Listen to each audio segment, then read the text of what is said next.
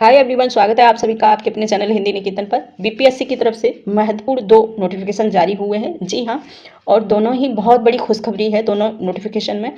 तो जी जुड़े रहिए, वीडियो को लास्ट तक जरूर देखिएगा। सबसे पहले हम बात करेंगे कि जो बीपीएससी की तरफ से नोटिफिकेशन जारी हुआ, उन बहुत सारे ऐसे लोग हैं जो कहीं ना कहीं टीआरई 3 में अपना फॉर्म फिलअप नहीं कर पाए थे या फिर प्रधान शिक्षक भर्ती में अपना फॉर्म फिलअप नहीं कर पाए थे।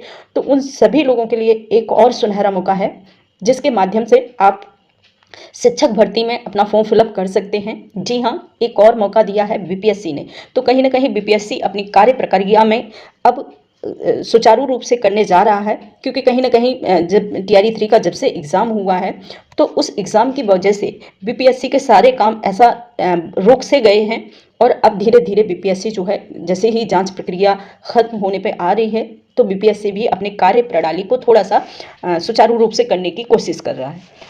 तो यहाँ पर आप देखेंगे कि बीपीएससी की तरफ से एक महत्वपूर्ण नोटिस जारी हुआ है जिसमें 1 लाख पदों पर रोस्टर तैयार हो रहा है। जी हाँ, बहुत बड़ी खुशखबरी है। कहीं ना कहीं ये टीआरई 4 की जो भर्ती प्रक्रिया है उसकी तैयारी हो रही है। तो लगभग 1 लाख बहुत सारे पद होते हैं, तो 1 लाख पदों पर जो है रोस्टर तैयार हो रहा है। साथ ही हम बात करेंगे कि टीआरई 2 और टीआरई 3 की भर्ती की जो परीक्षा हुई थी उसमें जांच प्रक्रिया चल रही थी टीआरई 2 की। और तो ईयू की जो जांच है वो कहाँ तक पहुंची, क्या टीआरई 3 के अलावा टीआरई 1 और टीआरई 2 की भी भर्ती रद्द हो सकती है। जी हाँ, और साथ ही बात करेंगे कि बहुत सारे बीपीएससी के सदस्य टीआरई 3 की जो एग्ज़ाम हुई थी उसमें पेपर लीक मामले में शामिल होने का संकेत मिल रहा था, यानी कि पेपर लीक मामले में कहीं ना कहीं जुड़े होने के संकेत थे। तो ईओ की जो टीम है वो कहाँ तक पहुंची है और क्या डिसीजन निकल कर आ रहे हैं। जो जानकारी से पता चल रहा है कि कहीं ना कहीं बीपीएससी के कुछ ऐसे सदस्य और पदाधिकारी साथ ही कर्मचारी थे जिस पर संदेह हो रहा था कि इनका भी हाथ हो सकता है टीआरई 3 का पेपर लीक कराने में। तो जी हाँ, इसके बाद हम बात करने वाले हैं 8 अप्रैल को एक मीटिंग होने वाली है बीपीएससी की।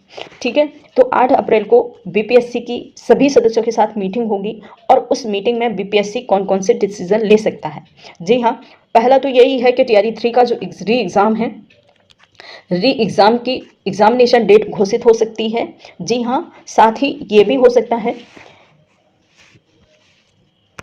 साथ ही एज रिलैक्सेशन और 5 अटेम्प्ट के, ये बहुत ही स्टार्टिंग से ही ये मुद्दे चले आ रहे हैं, तो इन पर भी कहीं ना कहीं डिसीजन हो सकता है 8 अप्रैल को जो मीटिंग होने वाली है बीपीएससी की उसमें। जी हाँ, उसके बाद हम देखेंगे कि जो बीपीएससी ने नया नोटिफिकेशन जारी हुआ किया है वो नोटिफिकेशन क्या है। तो सबसे पहले हम आएंगे यहाँ पर देखेंगे बीपीएससी का जो नोटिफिकेशन जारी हुआ है और यहाँ पर आप डेट देख सकते हैं 2/4/2024 का डेट है।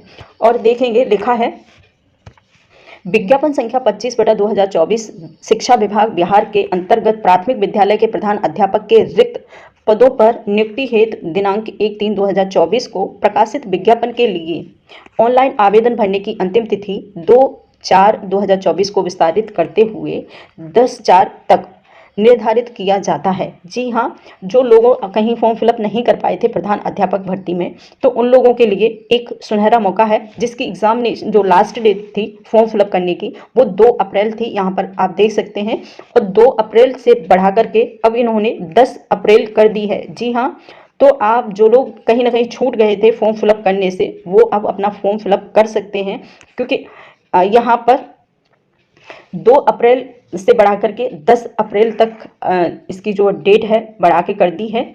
और इसके बाद हम देखेंगे एक और महत्वपूर्ण जो है नोटिफिकेशन जारी हुआ है बीपीएससी की तरफ से, वो वाला दूसरा नोटिफिकेशन है। लिखा हुआ है, आप लोग देख सकते हैं, दूसरा नोटिफिकेशन जारी हुआ है, लिखा है यहाँ पर देखेंगे विज्ञापन संख्या, ये वो वाली 25 थी विज्ञापन संख्या, और ये वाली जो है 26/2024 है। ठीक है, तो आप इसमें अंतर समझेंगे।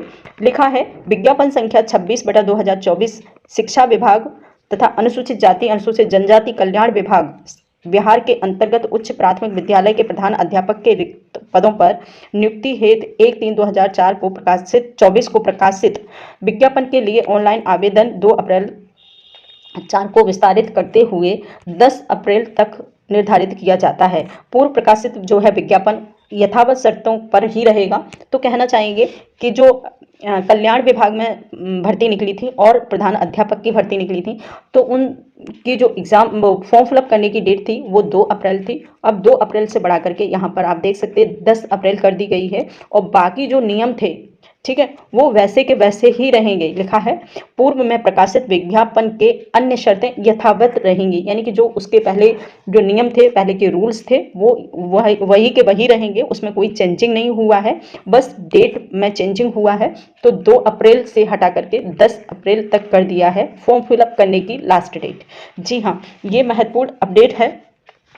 साथ ही हम बात करने वाले हैं एज रिलैक्सेशन के विषय में। तो माना ऐसा जा रहा है कि जो 8 अप्रैल को मीटिंग थी, और मीटिंग होने वाली है बीपीएससी के सभी सदस्यों की, तो उस मीटिंग में कई महत्वपूर्ण मुद्दों पर डिसीजन हो सकता है। सबसे पहले तो डिसीजन होगा कि टीआरई 3 की री एग्ज़ाम डेट का क्लियर होना। दूसरा है एज रिलैक्सेशन के विषय में बहुत सारे इस पर बवाल चल रहा है स्टार्टिंग से ही, तो कहीं ना कहीं बीपीएससी इस पर भी कोई ना कोई अपना डिसीजन दे सकता है एज रिलैक्सेशन के विषय में।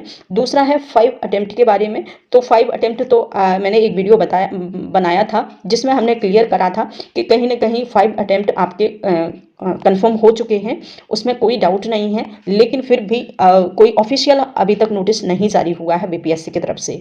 जी हाँ, अभी तक कोई 5 अटेम्प्ट के बारे में कोई ऑफिशियल नोटिस जारी नहीं हुआ है। तो हो सकता है कि बीपीएससी में जो मीटिंग होने वाली है 8 अप्रैल को, उसमें हो सकता है कि जो 5 अटेम्प्ट का ऑफिशियल नोटिस जारी कर दे। दूसरा है एज रिलैक्सेशन के विषय में लोग कोर्ट तक पहुंच गए हैं, तो बीपीएससी इस पर भी कोई ना कोई अपना निर्णय जरूर ले सकता है, कोई ना कोई डिसीजन बीपीएससी का जरूर आ सकता है एज रिलैक्सेशन के विषय में। तो वीडियो को लास्ट तक देखने के लिए धन्यवाद और थैंक यू।